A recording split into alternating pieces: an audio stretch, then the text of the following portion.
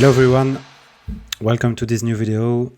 Today we're gonna see a more raw and industrial techno with Ghost in the Machine. So I'm gonna show you a bit of sound design, and we're gonna see go through all of the elements, of course. Just before beginning, I just want to say thank you for everyone that supported the project file that I released for my last video and gave some donations. It really helps to support the channel, especially because I pay some fees for the platform.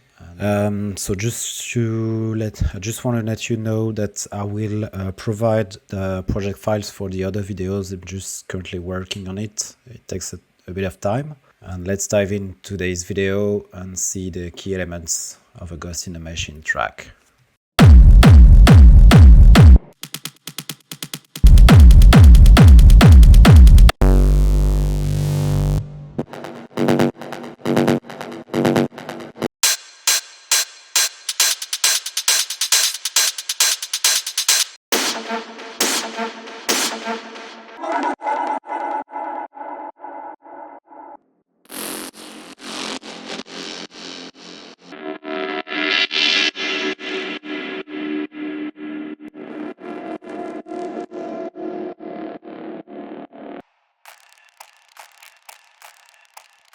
So before diving into the elements of the track, I just want to say a few things about doing this kind of style.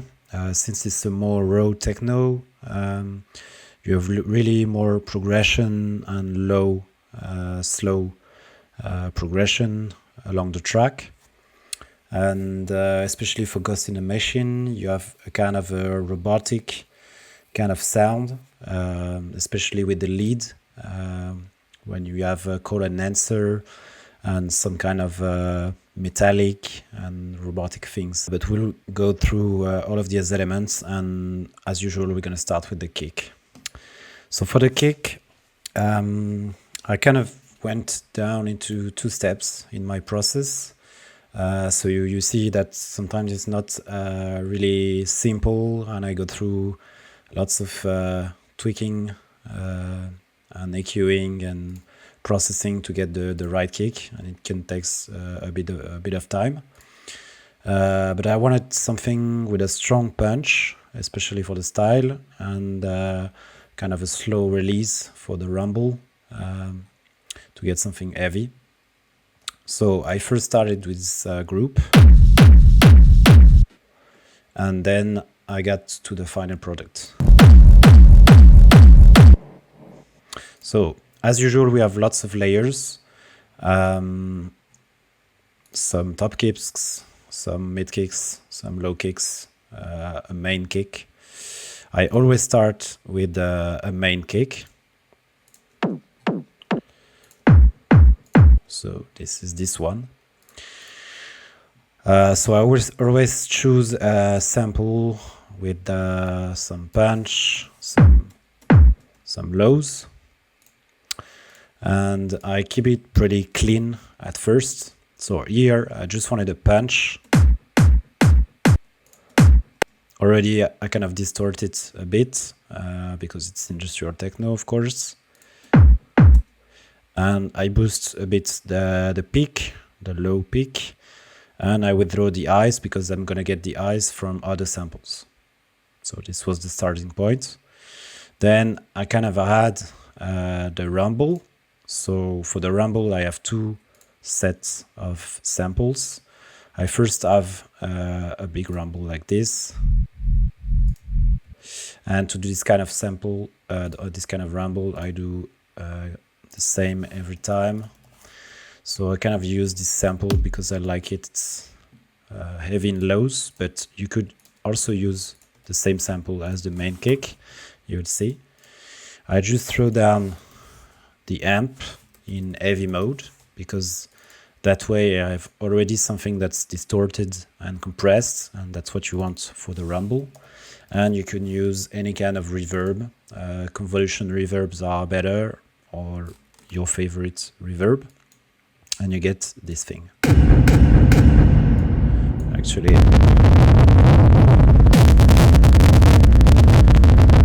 So you get this nasty thing. Sorry for the noise. And you just want to freeze and flatten the track like this. And you get this thing, exactly the same as this. And then you just gotta put the same effect. So you just keep the lows and you sidechain. You see? And already we have a big rumble. And then I just sidechain, and if I want something a bit more moving, I use 2 sidechains sometimes to shorten the thing, especially here for this style, because I want big punch, a bit of pause, and then some kind of answer from the rumble. So you see, depending on the sample you use, you get a bit more lows or a bit more mid, and you can EQ. So this way I have this rumble. I make also another rumble that moves a little bit more with this kind of 16th pattern. So I used this sample, or whatever the sample I use for my rumble, I duplicate like this. I withdraw the transient because I don't need it, and I have this, and then I just saturate, compress with this, EQ, withdraw the mud, and then sidechain, and there you go.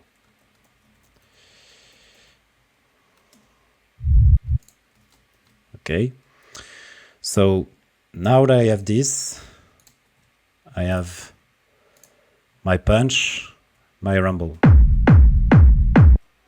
Okay, so now I need mid kick and top kick, and also a layer for the room or the ambience of the kick. So here it's just a perk. You can use a perk, you can use a tom, a kick, whatever. You just cut out the lows. Here I saturate a bit, and I just want to keep the transient here. So I use this sidechain, this reverse sidechain. So already I have a bit of highs. I need more mids. So I used another sample, but I can use this one also. Just try different samples and see what works best. So I just saturate a lot to get those gritty frequencies, and I just keep the mid. I just want the punch from the mid. So already it fills up a bit the frequency spectrum, and it gets a bit more saturated. I did it. So here it's another top kick. So I use the same sample as here. Just a bit of saturation, overdrive, EQ just to keep the highs. Sometimes a bit of reverb and delay, short like this, can give a bit of effect in the transient. A bit of delay like this. And then it's just a sidechain to get the transient. Just really the first part for the punch. So here it's just an impact. So sometimes just look for impacts, and you can get this kind of a top transient with this if you sidechain, and a bit of ambience already. But not too much. That's why you need to sidechain, because it can be a bit overwhelming for the whole kick. And finally, I have another perk, just to give some industrial texture. So at first, I think it was just a perk. Okay, it was kind of a noise. So try different perks and see. You can get interesting textures. Also, okay, yeah. You see it was a perk, but I transformed it into a texture and some kind of noise just by pitching down the sample. And then just saturation, EQ, just keep the transient, a bit more saturation, and it's the same. Okay. So already now I have a quite balanced kick. I have a punch, I have the rumble, I have everything, but I need more processing, saturation, power, and compression to get something heavy and industrial. So that's what I do with all of this processing. So let me withdraw this. So first, just saturate, and you'll see it's a big difference.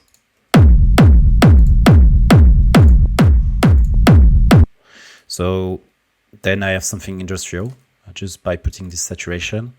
And as I explained in other videos, it's better to have two different saturation with mild parameters than having a big one that will squash the kick and completely put down the dynamic from it. So yeah, it's interesting because you get this kind of grit, but you have to do it either in parallel processing or doing mild compression, saturation, one after the other, because you will lose the punch other way. So then it's a bit of compression with this transient parameter. You see again, I don't push it 100% here because it will squash the kick. A bit of EQ. So always when doing this saturation on the kick, you get this muddy effect here around 200 Hertz. Here I wanted a bit more highs, so I use this amp, mild dry wet again, and only the high, no bass. Then I boost the highs again and a bit more EQ. Here maybe it's a bit too much, but that's why I did it. And the limiter, because with all of these highs, I got a bit more too much transient at this point. So this was the first result that I had, but I thought this was lacking a bit sub, a bit more texture. So that's why I continued to work on this kick with other samples. So first I have just record this kick sample. So that's what I did. This is what I had from this kick group here. So let me show you.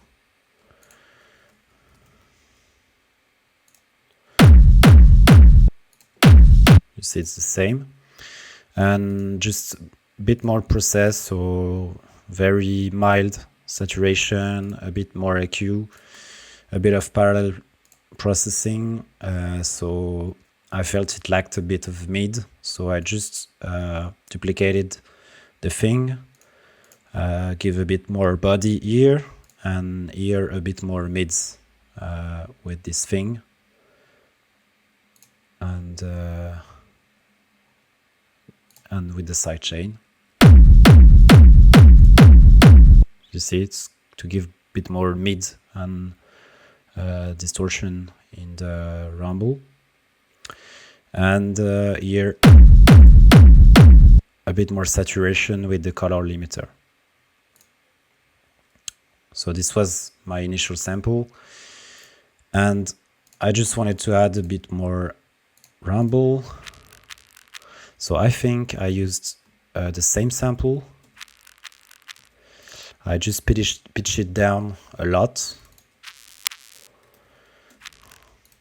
So it's this sample from the kick. And then I put the amp. And when pitching down, you get this kind of gritty, saturated frequencies. And I just wanted this little gritty part. It's like a reverse bass, but just with the highs and sidechain, of course. Then I have a bit more mid kick. So I do the same that I did in this group, just taking the same sample and adding an amp to get more saturation and just for the mids. So it's the same I did here, but here it was for the rumble because I sidechained like this, and here just for the punch. So you see it's a bit more industrial. I have another layer of mid kick, and I guess it's the same, it's just different distortion. So it's, as I said, it's better to add different layers of mild distortion than just a big distortion that will squash the whole thing. And this way you get different textures. And finally a top kick. So I used another impact and I just sidechained to get just this kind of perk. And finally, so this way it gets heavy. That's what I wanted, and I just was lacking a space for my intro, so I used an impact. I think the impact at first, so the impact was this big sample.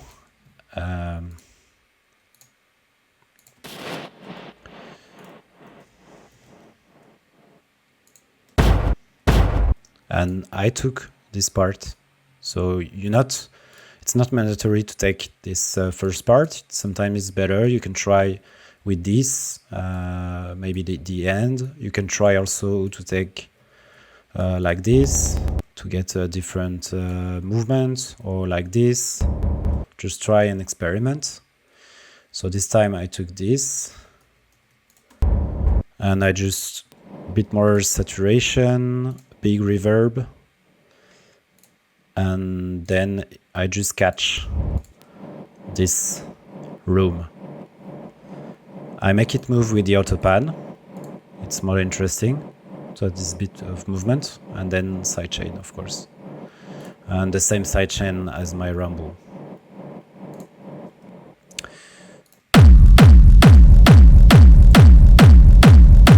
And there you go. So your kick is not too robotic.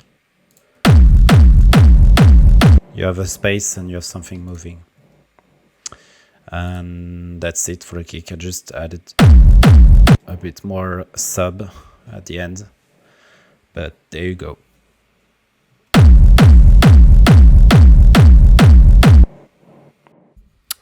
Okay, so then after my kick, I just have this little tom loop. So I took this kick, the kick that I've made, just put it a bit of amp, and I just kept the low mid, a bit of delay, EQ, delay, reverb.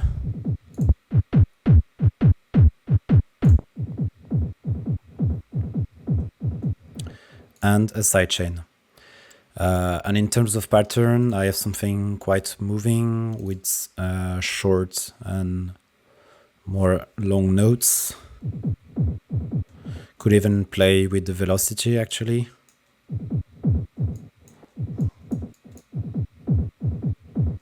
Like this, for instance, is even better. And it's just to have something a bit more moving.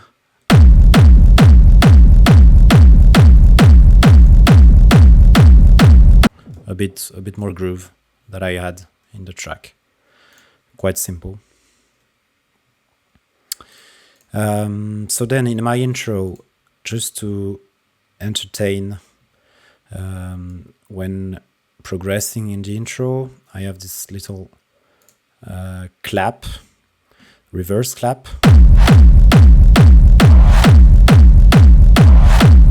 So actually what I wanted to do was this at first. So I have a short clap, more long, and since it's at the end of each bar, this gives me this kind of mechanic feeling in the loop. So just to make this, it was just a clap at first.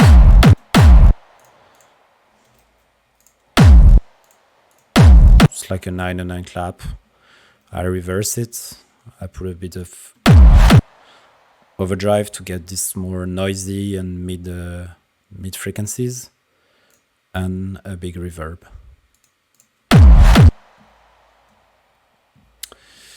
With this, I have another thing that makes the whole loop a bit mechanic.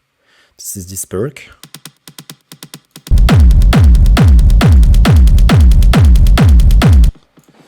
So I have a perk, more low mid in frequencies, and a high perk here. So the low perk was made with this tom. It's just a 909 tom with an amp. So I kind of put an amp or saturation overdrive on every channel because this is what gives me the same space, the same level of distortion, and this is what gives this industrial feeling. Otherwise, it will feel a bit more flat and too clean, too modern, peak time techno and not industrial. Also, what makes it industrial is this delay and reverb that gives me the space, the kind of warehouse feeling. And yeah, it's pretty simple in terms of pattern, just a 16th note with a bit of variation in the velocity. And so it's the same here, it's just that to get this high feeling, I think I've cut it at, yeah, a bit higher. And I have a blues here amp, here's a rock amp, and that's it. And also this delay with the ping pong effect gives something that is moving, because it's not always the same loop when you get this kind of delays, and it keeps the thing still a bit entertaining and moving, even if it's a boring loop that keeps the same. So that was it for my intro. Then I have another, so I have my drums. So first I have this hi-hat. So same explanation, lots of overdrive to get this industrial feeling, big reverb also, and I choose the right sample for this, and this is really the most important thing. So in my other videos for art techno tutorials, it was really 909 samples, but this time it was more a metallic feeling in the Ghost in the Machine tracks. So I kind of chose a noisy and metallic sample that then I process to get the kind of vibe and space that I want. And something interesting is that at first the sample was a bit too wide, so you can use this utility to put it a bit more in mono. And also to get some movement, I used the decay parameter here, and every bar it goes up and down. And so this is all part of this mechanic feeling that I want to give in the track, kind of robotic metallic thing, with this kind of decay parameter. Then I have an open hat. So This time it's a 909, basic 909. It's just that I, again, process it the way to get something noisy and metallic. So that's why I use lots of overdrive and the same reverb, of course. So that's it for the drums, and then I have my clap. So interesting thing for this clap is that at first I was just looking to make a clap. So you see, I just put some random samples. So I've put a 909 snare and a 909 clap. This is nice to do in terms of layering for your snares, because you get the noise from the clap and the mid frequencies, the punch from the snare. So it's usually a good thing to use these two samples together. And I was just trying then to get this industrial vibe. So same thing, I was adding lots of amp and overdrive, but then I tried to put this trash thing. So at first I had this good clap, so you get the noise and the industrial feeling, but I tried to add a bit more distortion, and sometimes happy accidents happen. And I got this one that provides me this kind of sound. I don't know how to describe it, but it was cool and vibing with the track.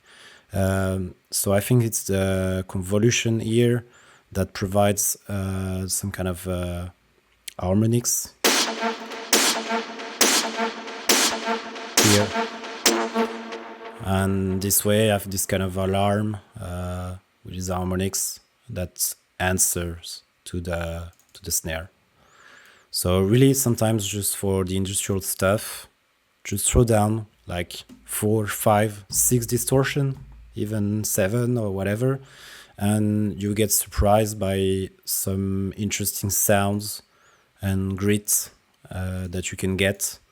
And also try moving the parameters along the way, so I can get this thing a bit more interesting by, for instance, moving as it plays the different parameters.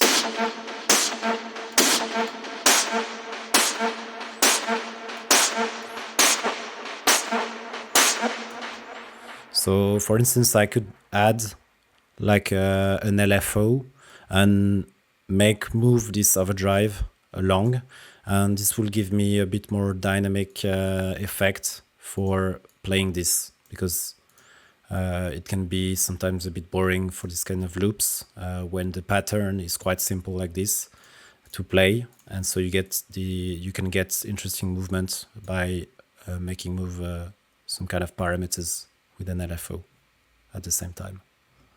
Okay, so now we're gonna go through the sound design channels. So I have this first one. So to make this kind of sound, I first started with some random notes here. But what makes the sound is really the distortion that I applied, same as the distortion that I added on the clap. So you will see.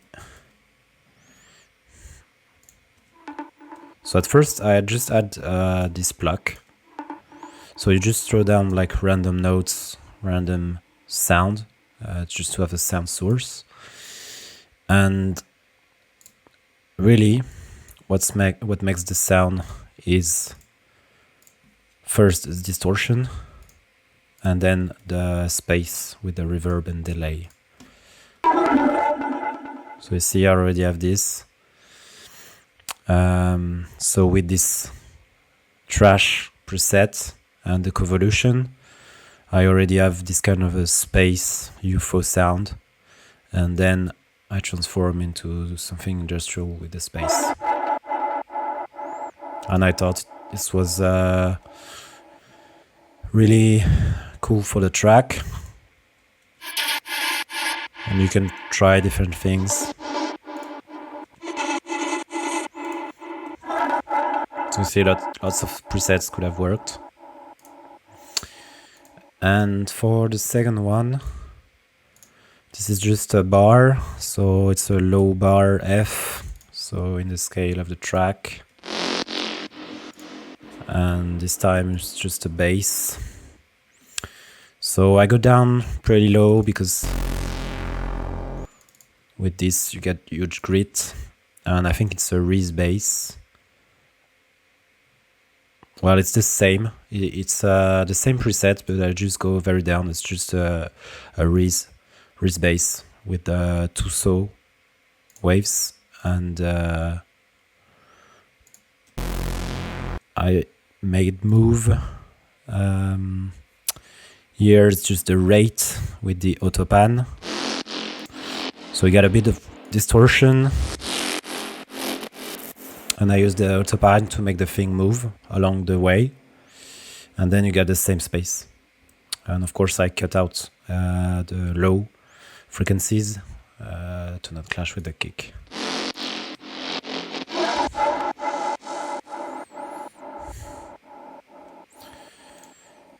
Alright. So then I have this pass break. So I was inspired by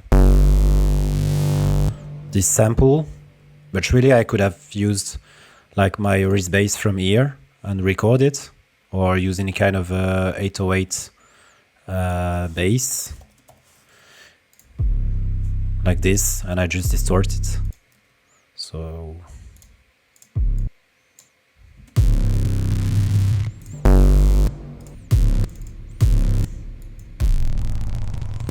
I could even use this and boost it, use other amps to get interesting sounds, just try different samples. And the way I use this sample is just to get some ideas, inspiration, and sometimes it's quicker, but I could use Serum and do it also this way.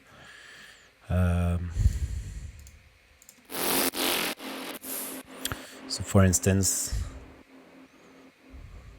I could use this same thing, just take the bass and record it.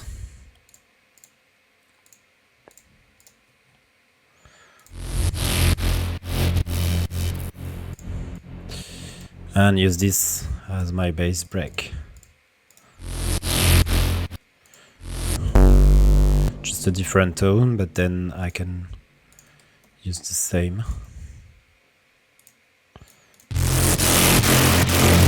And there you go, you got your bass, and of course it could be more interesting. You can move some parameters along the note. So for instance, make this cutoff move, make also like an EQ here with the LFO.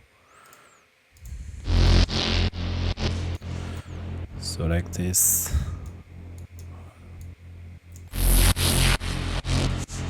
So there you go. And you can get even more interesting bass sounds for this bass. And then I have my drop. So for my drop, I have 2 triplets. What I call triplets because it's just triple note like this in the 16th pattern. And it's a game of call and answer. So first one is just a rim shot, a 909 rim shot from the drum machine. Bit of distortion and just EQ and same space, and then the sidechain. And the second one is the same bass that I used here. And I just distort it, and then again, same thing. Delay, reverb, and sidechain.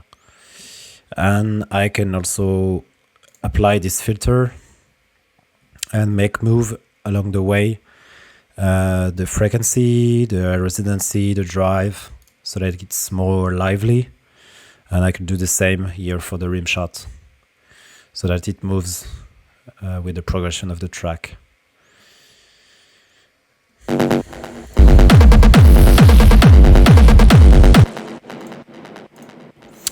And last thing here is I have a laser sound. So you could use any noise and use here the pitch mode with the pitch envelope.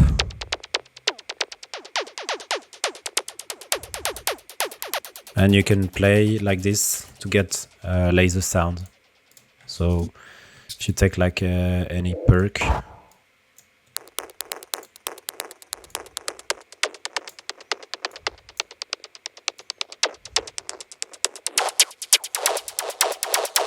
there you go. So you can create this kind of laser sound just with this pitch envelope. And then I have this super massive. This is what gives this kind of space and 16th pattern.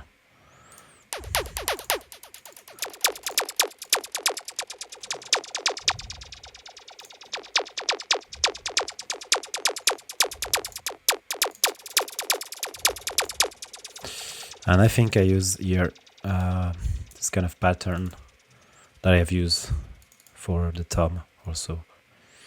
Just a few bars with a kind of groove, and I can also make the velocity move to get something even more interesting if I want.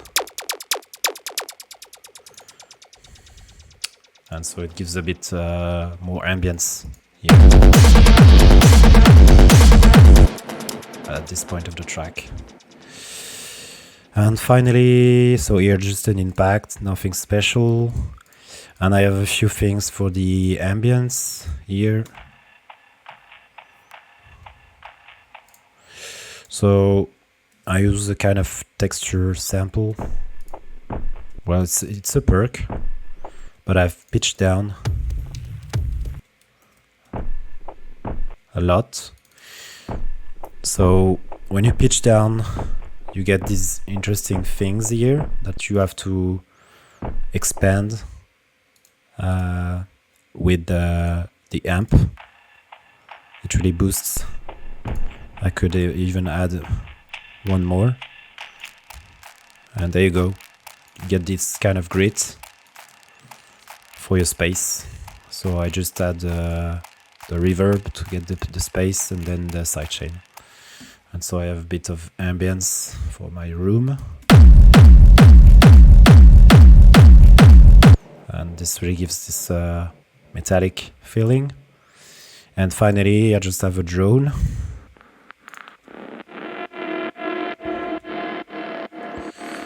And really for this, I just use, it's an Ableton preset. So sometimes you already have some good sounds in your Ableton library, so not on Serum or other synths.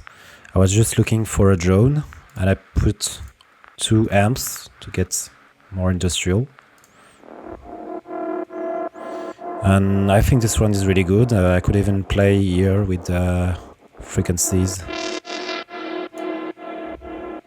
when playing it. So you could add this kind of LFOs to get some movement here, and to get the sound more interesting. And then same thing, just the space with the reverb, sidechain, and bit of EQ. Here there was a resonancy that was clashing with the rest of the track. And I also, well, I used this LFO. So this is a trick I use a lot. It's just putting this auto filter with the resonancy here and this LFO with an amount. And what it does is along the track, when it's playing, it does like this slowly, and so you get a moving thing quite simply like this.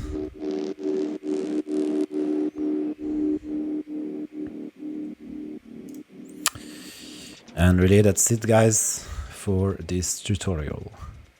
So that's it for this tutorial. It was a bit different because it's a more slow tempo, but I think there's some great tips and tricks to get from this one. And I'll see you in the next one. See you, guys.